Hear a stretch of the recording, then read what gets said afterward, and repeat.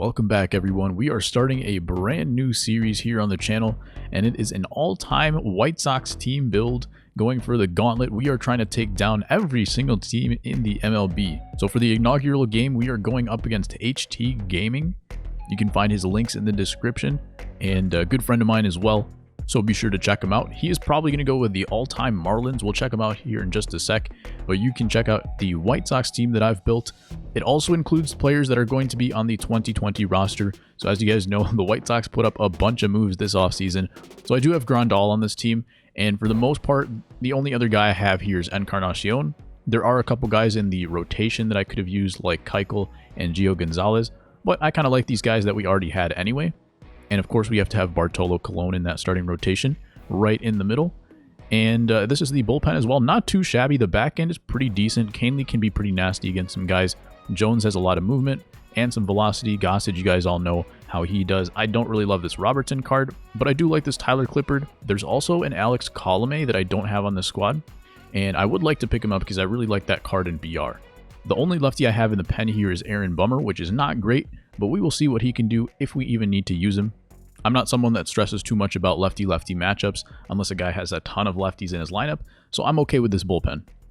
And for these games, guys, we're going to be playing 5-inning games. That way I can try to bring you multiple games in one episode, and I'm going to try to get through 30 games before MLB 20 releases. I don't know if that's possible, but hopefully the 5-inning games helps us do that. If you guys haven't heard, I'm also running an all-time teams league, so a lot of the people that we will play in this series will be from that league. If you'd like to see more about what's going on with that, there's a link to the website down below, and you can of course join the Discord and join some of the discussion. Signups for that league are closed, but I may do some leagues in the future, so be sure to join the Discord, follow me on Twitter, so you can be notified whenever those leagues start. Alright, here we go, we're getting into the game, and we are playing against the Miami HT squad. He's a little unlucky. He rolls his number 5 starter, which is Sandy Alcantara. A silver card because the Marlins pitching staff is not exactly stacked, but that lineup looks pretty good. He's got Yelich batting 5th, Marcell Ozuna batting 4th. He's got Hanram in there. He's got Miguel Cabrera on this team. So the history of the Marlins is pretty good.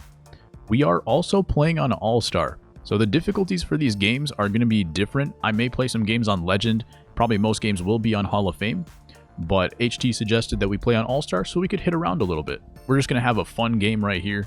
He may go to the bullpen very early. I'm not sure who he has in there, but the offense is definitely stacked and can put up a lot of runs in a hurry. As can mine. I love this Moncada card. The only time I went 12-0 this year was Moncada hitting a RBI double with 2 outs, down by 1 in the bottom of the 3rd of game number 12. So I have a soft spot in my heart for this guy. Not to mention, I love him as a baseball player. We got Grandal batting 2nd. It's kind of an interesting spot to put him. I'm not sure why I put him there in the first place, but he's got some pop. He can definitely hit the baseball. Let's take a look at the wind as well.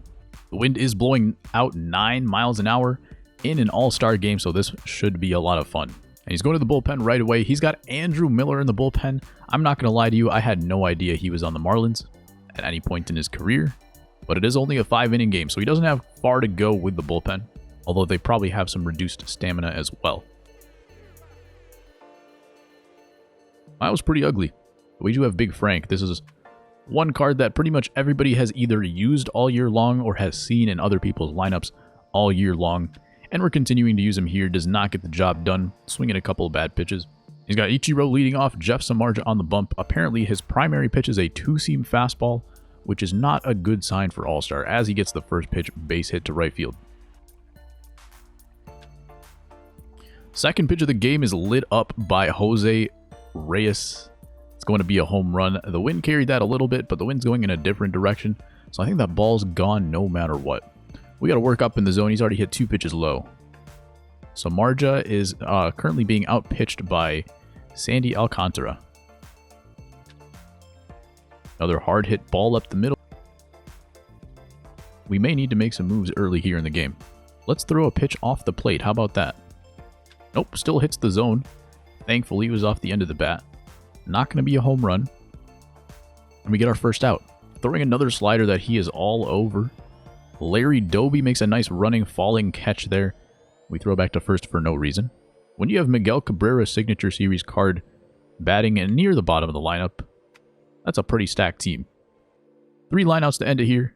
Let's see if we can get anything going with left-handed Adam Dunn. I did take Eloy Jimenez out of the lineup right before the game and opted for another left-handed bat in Larry Doby.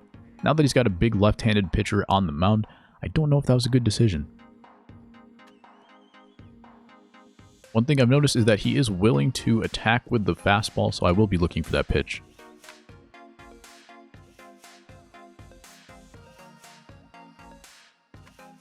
Larry Doby with a good lefty-lefty swing. The wind's going to take this one as well. This ball is going to be out of here, and we're going to tie up the game. I was just saying that putting in the left-handed Larry Doby might not be the move, but apparently it was. Get a little bit antsy there with Louis Aparicio, who I love. I had the opportunity to put Alomar in this lineup. I opted not to because I just wanted to use some fun cards. I didn't even put him on the bench. We are going to keep Paul Konerko for a little later in this game. We're going to go with Edwin Encarnacion, who is the other guy who will be added to the White Sox roster in 2020, but has not played for them yet. I did give HT Gaming an opportunity to have me take out these guys because I didn't want to make anybody play with future cards if they didn't want to. So HT said he would like to use VR in his lineup, so we both get a win-win here, but I will give people the opportunity for me to take out those cards that haven't played for the team yet in future games as well. All right, Nate Jones coming in the second inning. We do have a 2-2 tie. HT's being very aggressive so far. That's an interesting swing right there from Pudge. He does get on base, and that's why I kind of took out Pudge, because he was really good for me at getting a lot of weak hits. He had some home runs, some power here and there, but for the most part, I felt like he either lined out or got a bloop hit, and I felt a little bit gross using him. I know he's looking for the ball down. I still want him to swing at it, but I want it to be below the zone. Otherwise, he's going to do that. He barely misses a home run right there. Oh, nice play by Frank. Backhanded on the play from Ichiro. I could have gone to first base there. I wasn't sure if I'd get a nice running animation to first. Sometimes they stand up and just freeze for a second. And with Ichiro's big speed, he would have been safe at first. So I opted to go to second base with the throw. Ends up being the right way to do it. I don't even know who's pitching, but we swung at a fastball, and this one's hit high and deep, carried by wind as well, and it is going to be a wall scraper home run. We wanted to play on All-Star. We got an early okay 90-mile-an-hour home run, and these are the consequences. We do get a line out here from Grandal, but we do have the lead. Let's take a look at the pitches. Fastball, slider, two-seam. Not a whole lot of variety in these pitches, so we can basically sit on one, hit the other. We are good to go. Ken Griffey Jr. with a home run. My guess is this is Kyle Bearclaw, but I'm not totally sure. I didn't actually look at who it was. Dunn hits the inside fastball, pops it out to right field. He got that pitch in on me. Couldn't do anything with it, and we are out of the inning, but we do take a 2-run lead. And again, the back end of my bullpen is very strong. I'm going to try to avoid using David Robertson if possible, but we'll see where this game takes us. Nate Jones has only thrown 8 pitches. Going to keep his pitcher in. Timmy gets on a fastball right here. Could be carried by wind a little bit, because I know we didn't get all that baseball, and it is an out. Looks like he's coming in with Steve Cishek here. Bearclaw gave up a couple of home runs, but the last few batters he managed to get them all out. Let's see what we can do against the sinker baller, which I do not like facing. I do believe he has a 4-seam as well. He got 5 pitches. Cishek is also someone the White Sox just picked up. I might have to put this man on my team. Aparicio pops out to end the inning. We are going to head to the bottom of the 4th. I'm going to try to keep risking it with Nate Jones. I think I'll give him 1 base runner before he is out of the game, and that's the base runner right there. So the tying run is at the plate. We're going to go ahead and go with Tommy Kahnle, who's got a big fastball and I think a primary changeup as well. Yes, he does. Looked like he was looking for that fastball. He got around on the pitch, but was underneath it. I'm trying to spot some pitches off the plate, but I'm trying a new thumb grip as well. We're going to see if it helps or hurts my pitching. So far, not so good. This is not a great pitch on All-Star. High and away fastball, I love to throw on Hall of Fame and above, but on All-Star, people can catch up to that a little too easily. And HT is a really good player, so I'm expecting him to light some of these pitches up for sure. Behind the back throw from Luis Aparicio. What a play. He gets the speedy catcher, Pudge Rodriguez, for the double play. Still got Cishek on the mound. We're going to go with Lofton. It is leading off an inning as well, so it's kind of a nice time to use him. And we're going to warm up a Goose. He's going to come in for the save and add on some insurance runs, hopefully. He does go with another right-handed pitcher. This looks like Trevor Hoffman. And we do lead off the inning with a base hit from Kenny Lofton. A ton of speed. I didn't realize he was as fast as he is. 98 speed. I did not use Lofton too often in ranked seasons the way a lot of people did. Same pitch we got right there, right down the middle, and we missed it. This time we light up a fastball, line out to second base. I believe he has Hanley at shortstop and Jose Reyes at second base, which is kind of interesting. I don't think the Hanley actually plays second base. That's most likely the reason why. And he does have a good few outfielders as well. So he didn't want to put Hanley in the outfield either. Now we got the big man, Ken Griffey Jr. coming up. I think we get a first pitch fastball here. It was a changeup, and I swung at it below the zone. Story of my life. And I think we go yak on this pitch right here. Well, I had to swing at it, right? I couldn't say I was going to go yak and then not swing. That probably would have been worse than the ground out. All right, let's close this game, Goose. It's a 4-2 game on All-Star with a wind blowing out, which is kind of unexpected.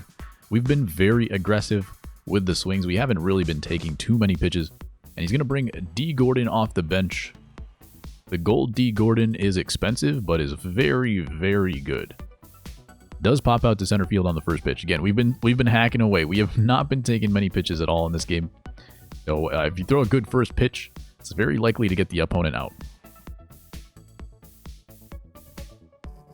Deep to right field, we got Larry Doby in right. Wow, he closed on that ball very well for a guy who has not great speed, playing in a secondary position.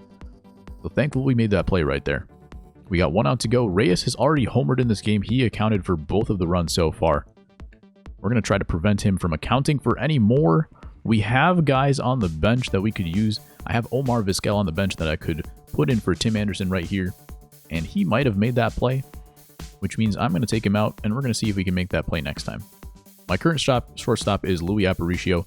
He only plays shortstop, so I'm not really going to move him. And we get Marcelo Zuna to pop up. Yoan Moncada comes in to make that play. The pop-up is an out. We get away with a win. A low-scoring game here on All-Star, 5 innings.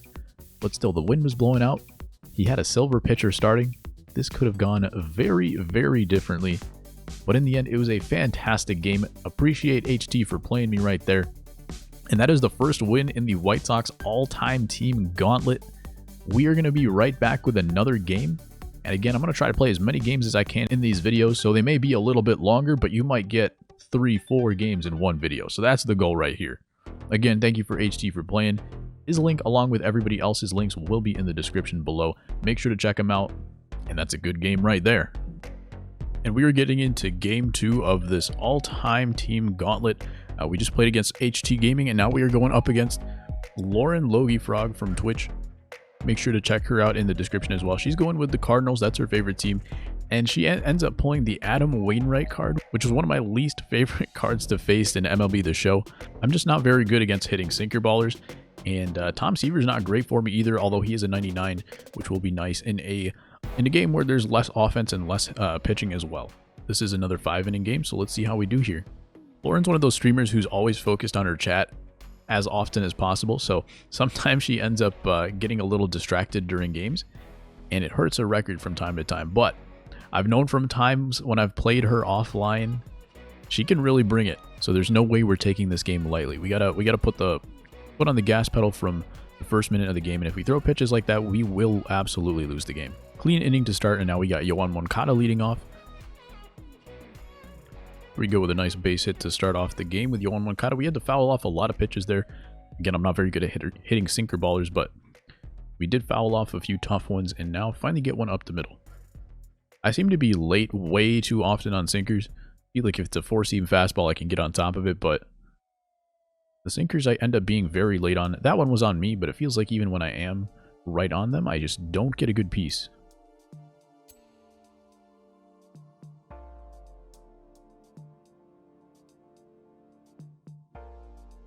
I'm going to check to see if she has Jim Edmonds at first base, which it's not Jim Edmonds, it's actually Albert Pujols. I've noticed sometimes if you put a primary outfielder at first base, they get some weird animations like that, but it turns out it was Pujols with pretty good defense. I guarantee you Frank Thomas would have made that play. Speaking of Frank Thomas, he's going to hit the ball deep to left center field. Not going to score a run. That is going into the wind, but it didn't really play into it there. I didn't get all the baseball. It is going to drive in a run. 0-2 pitch with 2 outs here in the first inning. It's going to lace into left center field. We got a lot of speed around third base here. I think it's Jim Edmonds in center with a pretty good arm, a pretty good relay throw here. Barely safe at home plate. We do score the 1 run with Adam Dunn driving in the opposite field gapper.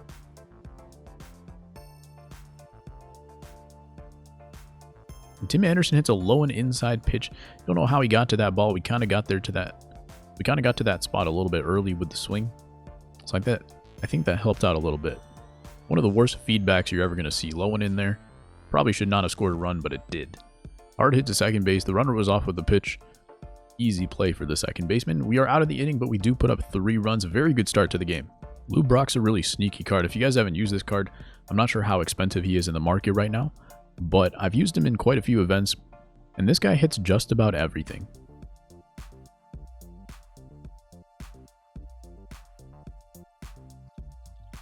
Get that ball to fall there for Louis Aparicio. We are going to stay at first base. Kind of a weird angle, but it's a friendly game, so we're not going to push it there.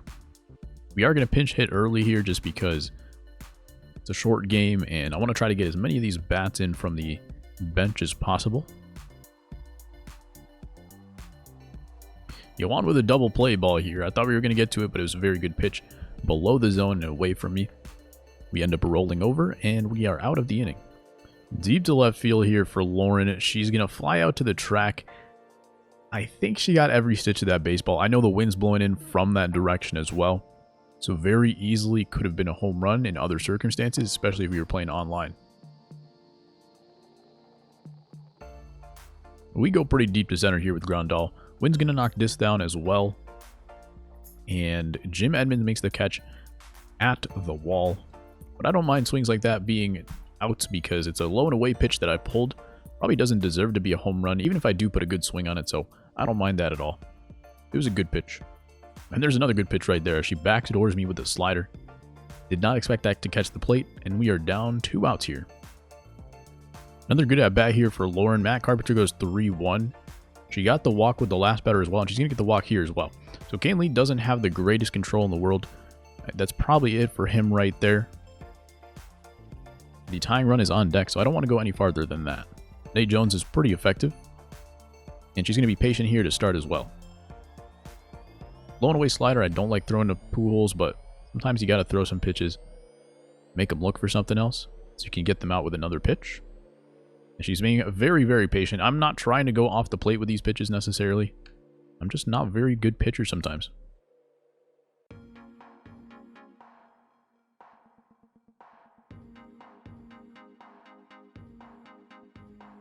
We do get the strikeout on Pujols there.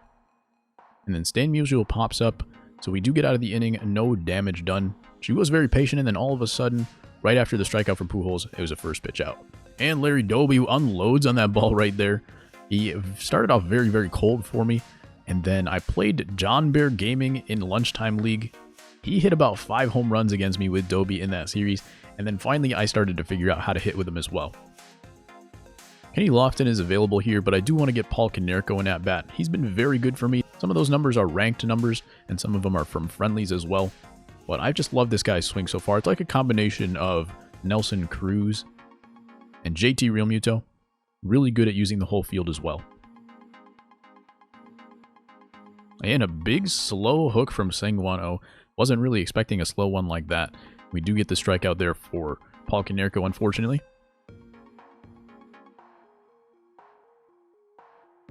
And Yoan with another smooth swing.